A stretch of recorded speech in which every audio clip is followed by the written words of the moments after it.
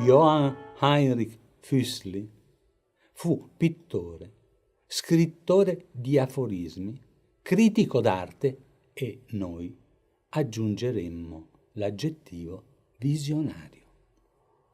Nell'incubo la donna, escludiamo fosse una modella, giace riversa, testa e braccia a penzoloni, su un letto mal frequentato da un mostriciattolo dagli occhi di bragia e da un cavallo ridanciano. Se il sonno della ragione da svegli genera mostri, dormendo, deve essere la maldigestione ad evocarli. Rovesciata così, a palpebre chiuse e bocca aperta, è possibile russare? Vediamo se una replica può dare una risposta. Ad impossibilia nemo tenetur. Ma come fa, rovesciata, indubbiamente addormentata, tenere il ginocchio destro sollevato, l'altro aderente al letto ed i piedi pacatamente incrociati?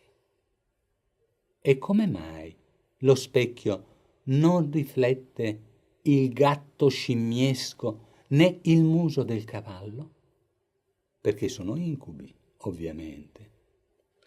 La poverina ha rinunziato a dormire da sola, ma il tormento la desta. Lo vediamo uscire dalla finestra. Ma che vuol dirci Füssli con queste immagini? La domestica dorme tranquillamente, quindi l'incubo è della padrona. Perché il mostriciattolo le gravita sul ventre? Digestione pesante o parto indecente? Il cavallo, secondo Platone, è simbolo di amore bestiale. Non di meno il toro, il gallo, il coniglio. Forse il pittore vuol farci scavare nella memoria alla ricerca dei nostri timori rimossi?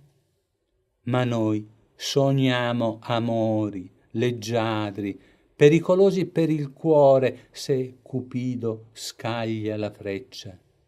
Ciò non significa che siamo asini che cadono nelle trappole d'amore per delle notturne falene. Siamo uomini, non titani, e sapendo accontentarci, ce la caviamo, evitiamo la follia, singola o collettiva, ed ogni depressione contagiosa. Certo, quando ci si mette, sa essere divertente. Questa Venere sul divano batte il tempo musicale con le dita e non volendo far la fine del babbeo, preferiamo uscir di scena, sani e salvi, non gradendo i lamenti postumi. Visti i dipinti, scopriamo i suoi aforismi. La dignità è il sale dell'arte, e quale paragone porta la Madonna dell'Annunciazione, quella di Leonardo, che con virginale nobiltà e umile grazia accoglie il messaggio del nunzio splendente come se si destasse da una sacra meditazione, mentre quelle di Raffaello, anche stringendo al petto il frutto divino, paiono trascrizioni di immagini domestiche, di vita familiare.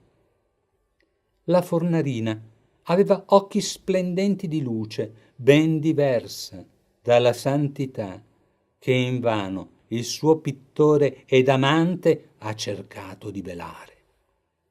Tiziano accoglie il celebre visitatore sotto un portico aperto palladiano, vestita di nero come una giovane badessa.